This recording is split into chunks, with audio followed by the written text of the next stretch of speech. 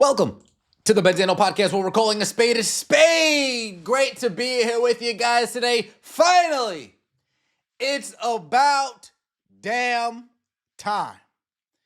Is Caitlin Clark finally going to have fouls called in her favor? When she gets downhill, when she gets hit at the basket, are we finally going to be like, you know what? Let's send her to the free throw line because after all, she was fouled. When she takes a three-pointer and there's this landing space foul, are we actually going to call it a foul? Put flagrant aside, are you even going to call it a foul?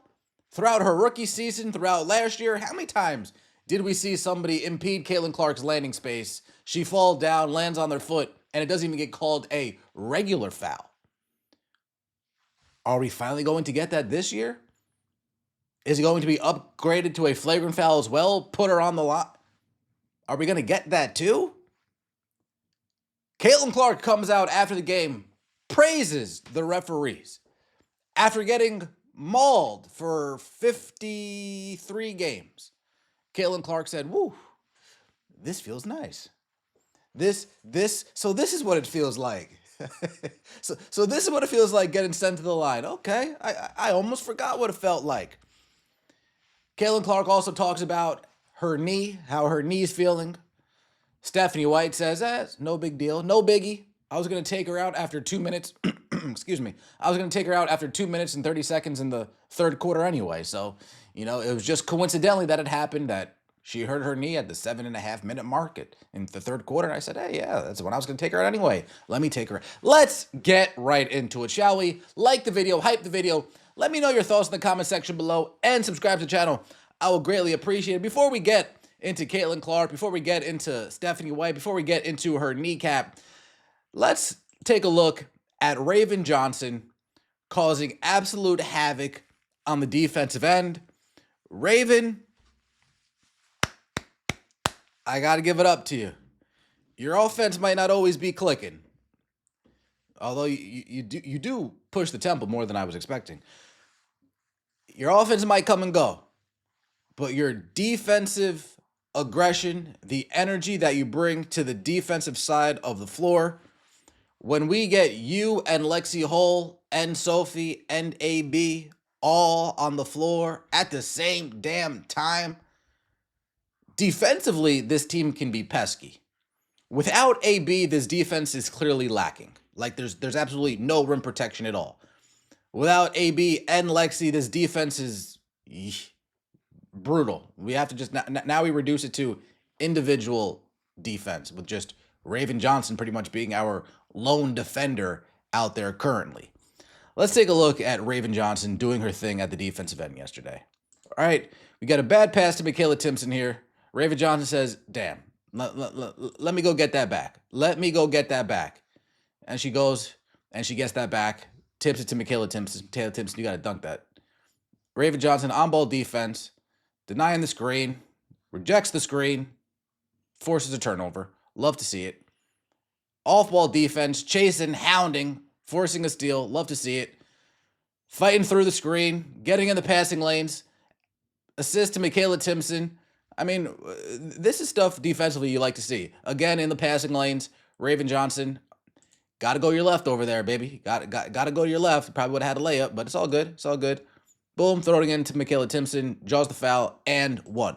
Raven Johnson on the defensive side of the ball, like what I'm seeing from Raven Johnson. Again, if we get her and Lexi, I mean that both of these ladies are going to give 100% energy, and you have a rim protecting presence in Aaliyah Boston around the rim. That's going to be nice. Now, a lot of people are now throwing this out here because Cam Brink's coming off the bench.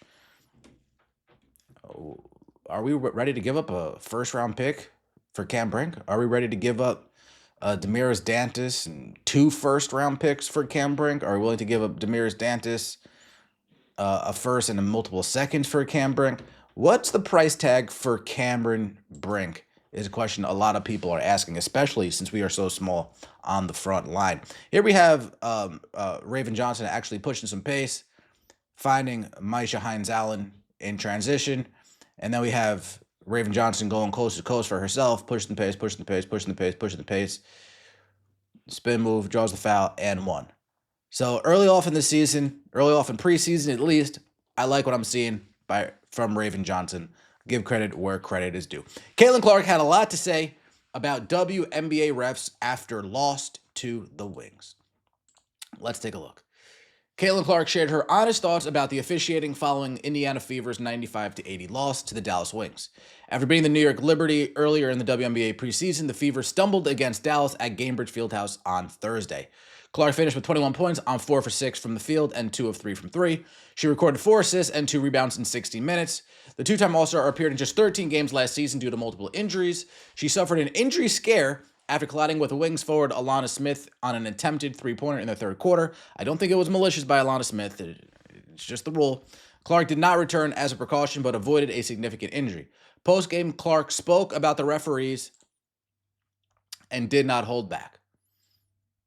Quote, obviously, I thought the refs did a really good job tonight, she said, per Chloe Peterson on X. Actually, and that's kind of been their focus going into this season, I know there's a committee of people that really wanted them to start calling things, and I thought they did a great job of that, honestly. Clark went to the line 13 times on Thursday, converting 11 attempts, yet she noted the adjustment will take time. Quote, I thought the refs were great, and it's a preseason game, so you're probably going to see more fouls called, she continued. I would expect the number to drop. I don't know how many fouls in total were called tonight, and at times it can make the game choppy, but I think overall it's going to improve the product. The players aren't getting held, and it was both ways. I thought they did a good job both ways. The Fever and the Wings meet again, regular season opener, May 9th. Caitlin Clark, double-digit games. Caitlin Clark, number of games with double-digit free throw attempts. I have it written down. Rookie season, game 8 against the Sparks. She shot 15 free throws. 23rd game, rookie season against the Mystics. She shot 11th. 27th game, rookie season. She shot 10. 32nd game, rookie season against the Sky. She shot 11. Last year, 13 games. She shot 0. Are we going to move referee? Is this going to be a sudden shift where maybe we're not getting tons of double-digit free throw attempt games? But last year, Caitlin Clark at the free throw line, the highest amount of free throws she shot in a game, 6. Was that partially due to her injury and not being able to get downhill? I'm sure. It's part of it the referees? I'm sure, because we all saw how last year took place. Caitlin Clark shares injury update after loss to the Dallas Wings. The Indiana Fever lost Caitlin Clark to what appeared to a leg injury in the third quarter of Thursday's game. The Fever played their first contest at home in front of a packed crowd. Wasn't packed. They showed some aerial shots. The crowd was definitely not packed. The bigger concern, however, is about Clark. The two-time All-Star seemed to have tweaked her ankle in the third quarter after landing awkwardly on a three-point attempt.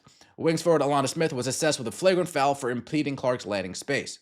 Clark spoke to the media after the game to provide an update on her injury status.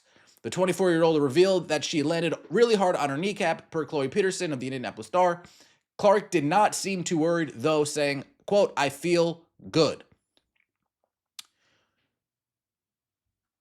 The Fever have one more preseason game scheduled. They will host the Nigeria women's national team at Gainbridge Fieldhouse on Saturday. At this point, Clark's status for that game can be considered uncertain. Indiana will open its regular season May 9th with a rematch against the Wings. Is Caitlin Clark going to play Saturday against the Nigerian national team? Is Aaliyah Boston going to play Saturday against the Nigerian national team? Is Lexi Hull going to play Saturday against the Nigerian national team? Is Justine Passot going to play Saturday against the Nigerian national team? Is Ty Harris going to play Saturday against the Nigerian national team? What is the status for Saturday's game against the Nigerian national team? My question to all of you, would you trot Caitlin Clark out there? After yesterday, I would hope that the Indiana Fever are at least doing some type of evaluation to make sure that there's no, bad bruising or no maybe chip. I would just be cautious when it comes to that knee. It's always scary falling on a kneecap. But hopefully they do evaluate her and make sure that she is good to go. Let me know your thoughts in the comment section below. Like the video, hype the video, and subscribe to the channel. I would greatly appreciate it. See you next time, and as always, take it easy.